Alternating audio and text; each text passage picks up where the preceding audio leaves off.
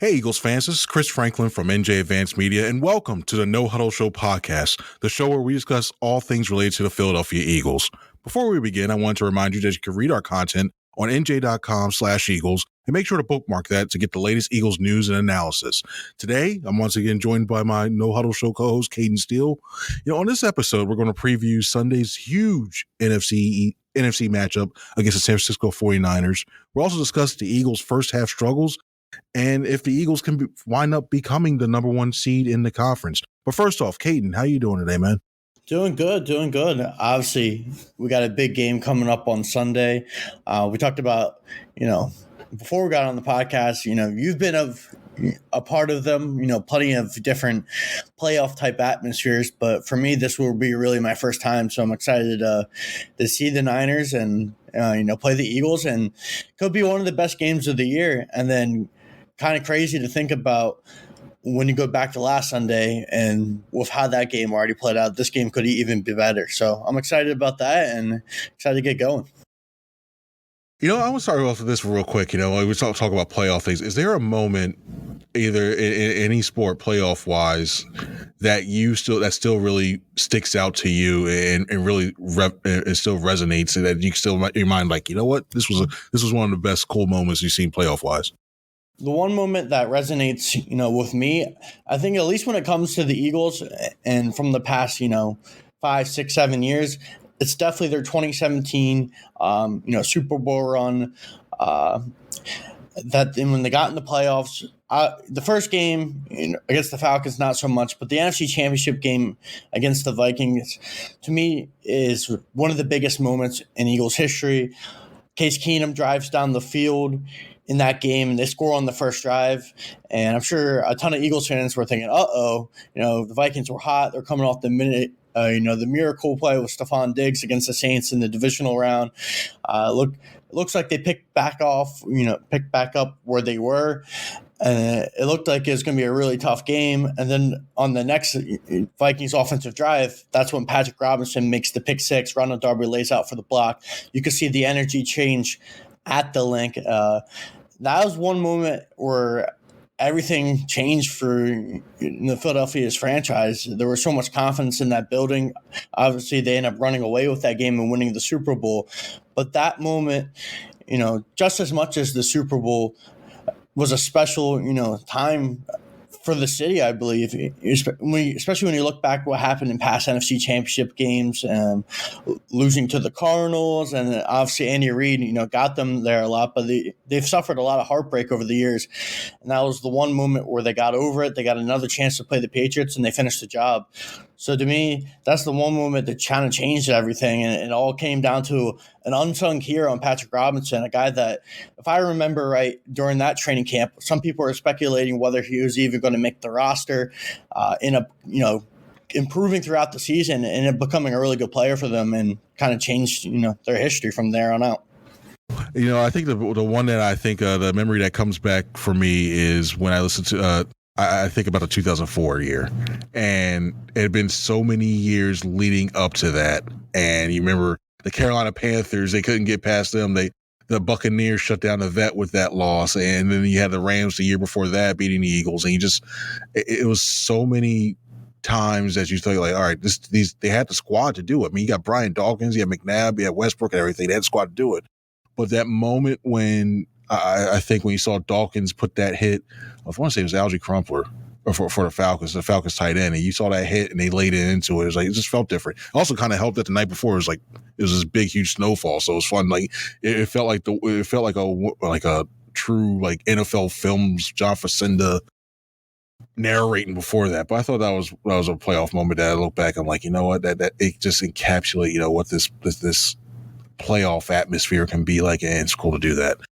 But you know what? We're going to transcend to that and talk to, we have a playoff type atmosphere, a playoff like game coming up here against the San Francisco 49ers. Obviously, everybody remembers last year's NFC Championship game where these two teams went at it. And, there's a little bit bad blood between the two, with Deebo Samuel, 49ers wide receiver Deebo Samuel lobbing insults over at cornerback James Bradbury, calling him, quote, trash, and see some of the Eagles come back at him. Yeah, A.J. Brown But if we go on adverse first, Debo Samuel saying like, okay, Eagles fans troll with him. So, and you had Hassan's Rex comments about whether they had to come back in the link. So this has potential to be one of the best rivalries because obviously it looks like the 49ers are going to be the division champion out west, and it looks like we're going to see them probably again next year too.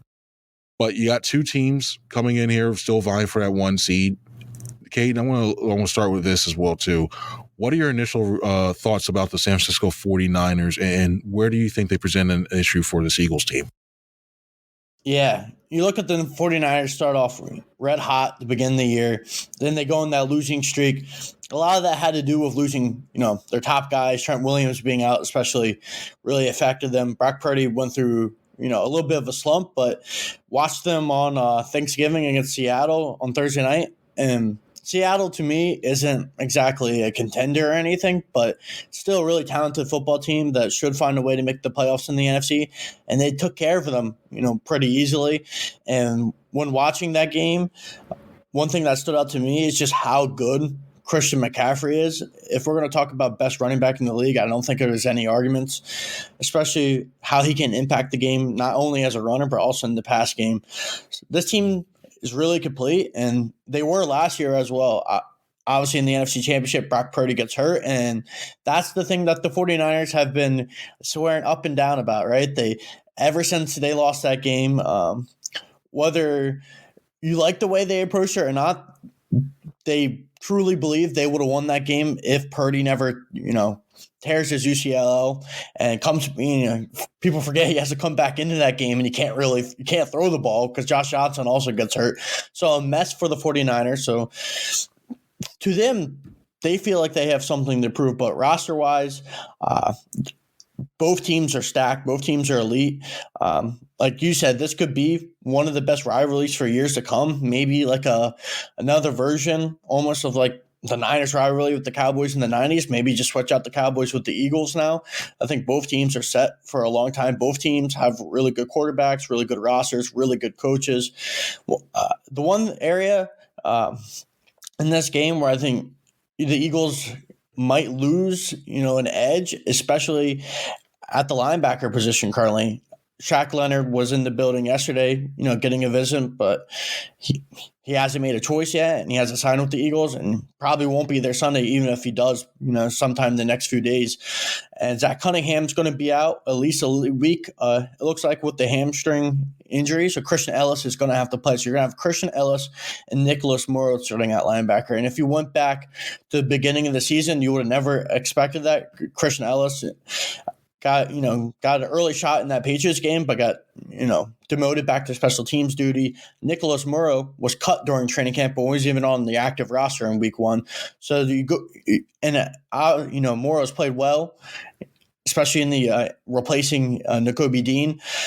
But in this matchup, you have guys like George Kittle, Christian McCaffrey, even Debo Samuel, who can go across the middle. I'd be worried about those matchups against those linebackers and against those safeties for Blankenship and Kevin Byard. And I think San Francisco, it's got one of the best coaches in the league. Kyle Shanahan's a very smart offensive mind, and he's going to take advantage of those matchups in the middle, and he's going to do everything he can to get the playmakers the ball in their hands, and he's not going to put too much on Brock Purdy.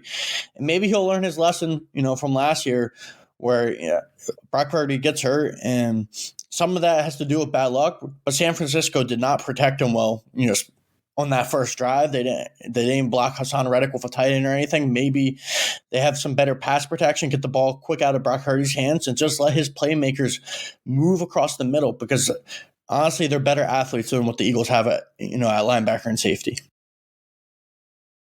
Good analysis there as well too. San Fran comes in with the third best offense in the league, and third best offense in the league, and the fifth best defense when there too. So very balanced team that's coming in here. When I look at this, you mentioned the linebacker part, and it's very key, especially if I had to some eyes what's going on. Having to waive Josiah Scott, defensive back Josiah Scott earlier in the week. They need some depth at that position. They already used all their elevations on Ben Van Sumeren, so they need a clear spot. They just need bodies there at this point, because you can't have all those guys playing a lot of special teams and everything else. But I think that's the one area that teams have that second level of the defense, the ones where the teams have really pounded the Eagles at so far this year, especially early on. You'll see they use those tight ends, they use those wide receivers on crossing routes. So the Eagles don't like to let the big play happen. So those safeties are playing deep. So teams have just been going, okay, you know what? Hit you around 10 yards, 15 yards, and sustaining drives that ways in sort of almost bend but don't break style the Eagles are playing. So I look at a game like this where you could see more Kittle running those Texas routes or Arrows route, like basically running in the middle of the field. You could see George Kittle just running stops in the middle. It's going to be incumbent upon Nicholas Morrow and Christian Ellis as well too. And you got to think that Kyle Shanahan's going to attack him. And yeah, that's an area that I'd be concerned about. Now, another area you got to be a little concerned about is the way that this Eagles offense has started, especially in the first half of games. Just to give you guys an idea of what it's looking like so far in the first half, Eagles offense is rushing the ball. They've done all right, 4 yards a carry. But when you look at the passing things, they only got 6 touchdowns, but Jalen Hurts throw 5 interceptions within that time period. But somehow this Eagles offense, they go in something about the locker room that at halftime that makes some magical whatever happens on there. Because second half they come out like gangbusters. We've seen especially the last 2 games where the Eagles have been down 17-7.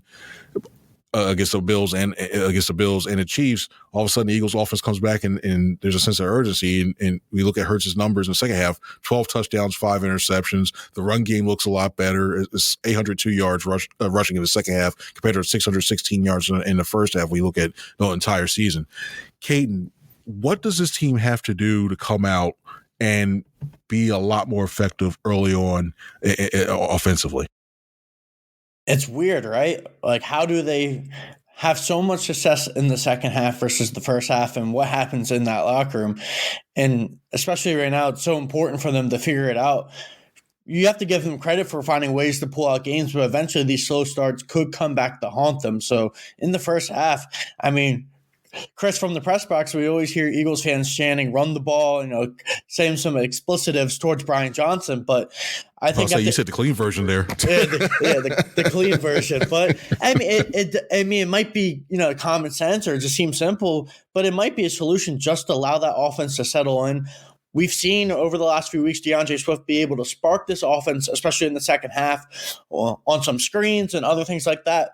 But he's proven this year, that he is an elite running back. We got an article out there today that all Eagles fans should check out on DeAndre Swift, but he's been an especially talented running back this year, and you got to get him involved early and often, and maybe that helps the offense settle in, and maybe that helps Brian Johnson settle in. I know he's received a ton of criticism, and he's trying to figure this thing out as a first-year offensive coordinator, taking over for Shane Steichen. He's doing a great job with the Colts. Maybe he just needs to simplify some things, help him get, get the nerves out, be a little more calm in the game. Just get the ball in one of your playmakers' hands, take the pressure off Hurts, allow things to open up a little more. And that's the way to do things. In the last 2 weeks, a lot of the slow start, I mean, it might have to do with them trying to, figure out their identity right now without Dallas Goedert. They're trying different things. It hasn't always worked. So going to DeAndre Swift, getting Kenneth Gainwell involved early, just get that ground game going. I think that's a way you can, help the passing game, ease up early. Maybe it helps calm down Jalen Hurts, eliminates, some of those turnovers in the first half. Yeah, you brought up an interesting part when you said identity.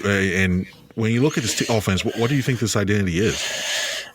It's interesting because throughout the year, we've been talking about this Eagles offense, and we've seen some great moments, right? A.J. Brown breaking an NFL record. And Jalen Hurts playing out of his mind at times. But through 4 quarters, there hasn't been, to me, a consistent identity.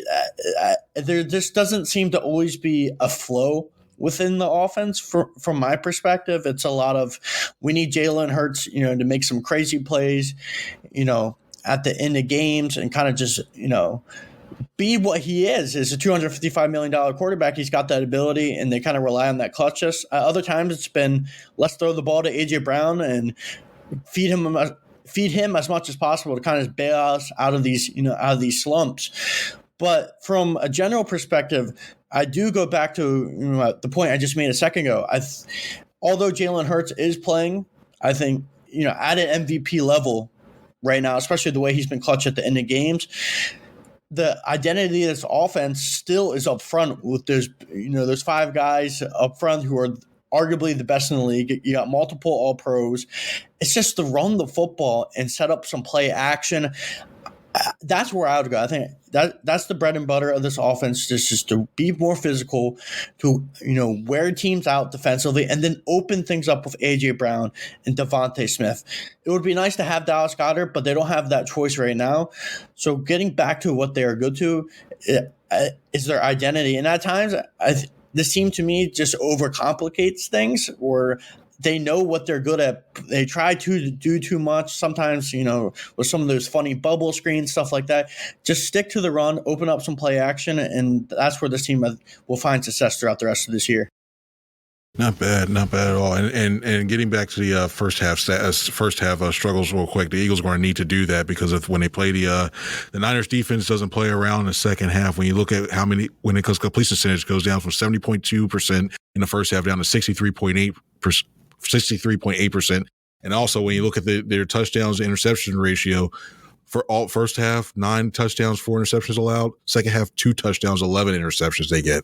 So it's going to be imperative on this team to come out and be a little creative. I mean, we were talking earlier this week and talking to Nick Sirianni and Brian Johnson. I mean, both of them are saying that, when it comes to that, it's not necessarily changing the script, or the first 15 plays that are called, maybe just changing some of those formations just to try to get a read and get up to those quicker starts. But it all comes down to that execution aspect of it. If Hurts is not hitting that, or if they're not really getting those looks at the bubble screens, or defenses are starting to manipulate the way that the reads are looking, forcing Jalen Hurts to run a quarterback draw on 3rd and 15, 3rd and 17, what have you, then you start to go back to drawing board. I think it's just a tad bit, and it's a chess match, and we're setting up to get ready for this chess match coming up. Now, when you look at this game, there's a lot's on the line. There's an important tiebreaker that's going to be here in terms of who's going to get the number 1 seed in the NFC. Currently, right now, the Eagles hold the number 1 seed with a 10-1 record and leading the NFC East. Niners are right behind them at 8-3. That lost a couple weeks ago for them, kind of covered up a little breathing room for the Eagles, along with the Lions, who are in 3rd place in the NFC with an 8-3 record, tied with them as well too. Atlanta Falcons, we're going to nicely say you have been nearly mathematically eliminated, because somebody has to come out with that dumpster fire to the NFC South. So you have that, but there's another team currently right now that's sitting in 5th place just by them not leading the division, the Dallas Cowboys, also 8-3 as well too. So Cayden, when we have our podcast after the regular season finale against the Giants, if you had to say I'm going to ask you this right now, who's going to be the number 1 seed and have that bye week, and who do you think is going to be playing on a wild card weekend? Yeah, really, to me, it comes down to this weekend, Eagles-Niners. It's a big game, because when I look at it, I'm going to eliminate the Lions and Cowboys from that discussion. Here's why. The Lions maybe call me, overreactionary, but the last 2 or 3 weeks, I know they beat the Chargers, in a big time thriller, and then they won their next game, but they lost to the Packers on Thanksgiving. And I've seen kind of, some cracks in the walls. To me, this Lions team is very good, but they're not great. At the end of the day, Jared Goff, give a lot of credit to Ben Johnson. He's got him playing some of his best football at different periods throughout the season. But at the end of the day, he's still Jared Goff. There's a reason the Rams moved on from him and wanted to get Matthew Stafford to win that Super Bowl. He just doesn't elevate enough offensively for me. And then when it comes to the defense, I still don't think, other than Aiden Hutchinson and a few other players, that defense is too great. I think there's some opportunities to beat that secondary as well. And the schedule for them isn't too hard. So, I mean, from that perspective, they should, have a shot at it, but they just lost to the Packers. And I get the Packers are playing better with Jordan Love, and things are starting to click for one of the youngest rosters in football. But they looked really, really poor in that game. And the rest of the schedule looks a little harder than it did a couple of weeks ago. The last time we talked, the Broncos are playing better. I get Josh Dobbs look terrible on Monday night, and maybe that magic's over for the Vikings, but it's still a division opponent. And then they got the Cowboys, and then the Saints, they got them on Sunday. And I get the Saints overall as a team, have not been that great. They just lost to the Falcons, like you mentioned, the first place in the NFC South, and that's a terrible division. But that defense is still pretty good. And I just don't think this Lions team has enough this year to be that top NFC contender. To me, they're fourth of the NFC teams.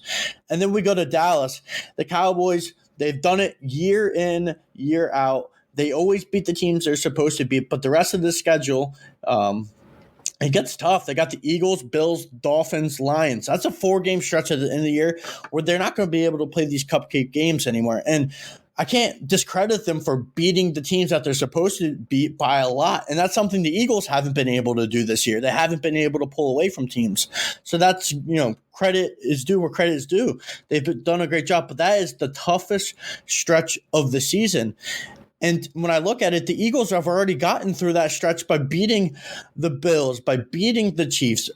And I'm going to even include the Dolphins from earlier, just 2 or 3 weeks before they beat the Dolphins. They're beating some of the top teams in this league, and they're getting through this stretch. And all they got left is San Fran, Dallas, and Seattle. And if they can just win 1 or 2 of these games, which they've already proven they can win the toughest games on their schedule, they're going to be in a great place.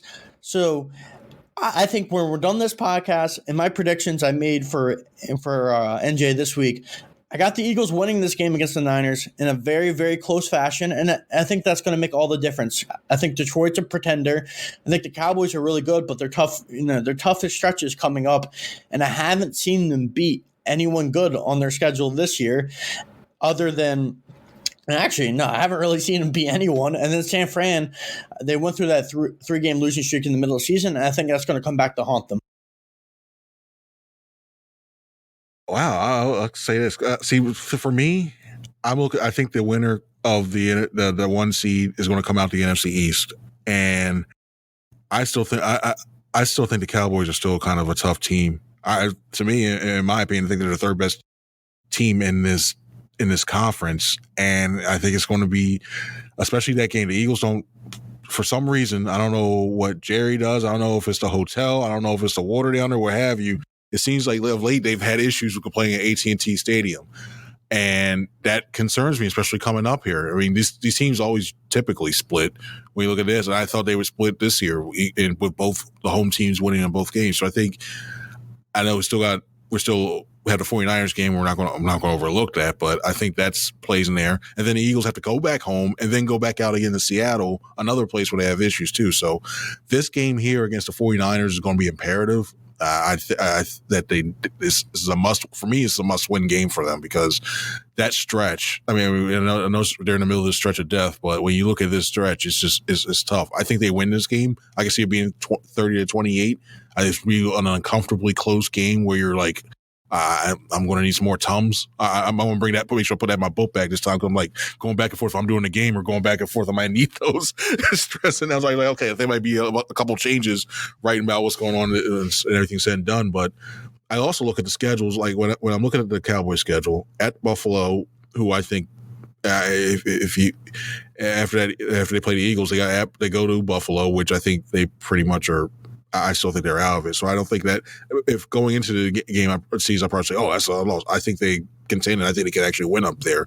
Dolphins one, I think it's tough for them to do that. But then they got Detroit at home on a short week, and I think that's a win. And then they got the Commanders, which, they'll be – I think Ron Rivera will be coaching his final game there. So I see that stretch down there that toward the end, and I'm like, all right, that's – beforehand, I'll be like, I see like 3 losses on there. Now I'm not so sure, just the way these other teams are shaking out. And then I look at the Eagles. I mean, the last 3 games are to me, and I think they're in the bank. You got the Giants twice, Tommy DeVito. If they get beat by Tommy DeVito, they deserve it. Unless the last game they clinch everything. It's like, all right, cool, Tommy, just go have at it. It's because see that barn burner, Tommy DeVito versus Tanner McKee. Yeah, that should be a good one on there, but. No, I look at this. I really think it's going to come down to the late, and I think the Eagles barely pull it off. It's going to be one of those tiebreaker scenarios, but it's going to be a real battle for this top seed when we're doing this. I mean, we already gave our predictions for the 49ers game. Cayden, I think we should end on this. If you had to say one player this season who has surprised you and come a long way and stood out, what Eagles player would you say was that? I feel like there's, a lot of different candidates when it comes to guys that have stood out this year. One guy, to me, I didn't expect DeAndre Swift to be this good. Last year in Detroit, kind of lost his role a little bit to Jamal Williams, who got a lot of those touches in the red zone and was a touchdown machine. And in Detroit, injuries were a factor, and from a natural talent perspective, you could always tell that it was there. Back to his time at Georgia and St. Joe's Prep, DeAndre Swift has been one of the more naturally gifted running backs, but he never fully, put it together. And this year, other than Christian McCaffrey and a few other guys, you could argue he's been the best running back in the NFL. Now they got a decision whether they're going to have to pay him or not, but he's truly made a difference on this offense. And look, Miles Sanders for a couple of years was a really productive back. Obviously, kind of things did not pan out at the end of last year. Lost his role to Kenneth Gainwell in the playoffs, lost his touches, went to Carolina, and we all know how that's gone. But he was a really good player in this offense as well. But DeAndre Swift has taken it to another level. I didn't expect him to be this good, and right now he's a Pro Bowl candidate, and to me, he deserves another contract. Whether Howie Roseman gives it to him because of his value as a running back, that is to be determined. But with A.J. Brown, with Devontae Smith and Dallas Goedert, they've added a legit fourth weapon, and that's how I would describe him. He's not just a running back because he's just so gifted after the play, where I don't think Miles had that ability to juke and kind of to be as agile and create those extra yards. I mean, he definitely was a home run threat, but Swift's added a different element, and it's helped this offense, and it's going to be really, really pivotal when it comes to the playoffs. Not a bad selection at all. I'm going to go the opposite side of the ball, and I'm going to go to a guy who was taken in the first round, and last year some injuries sidelined him and stopped his development a little bit. But I look at the way that Jordan Davis has been playing, and I knew he could be a better pass rusher than what he did if he put the work in and started to develop his second moves, and he's done that. And you look at it right now, he's got 2.5 sacks this year.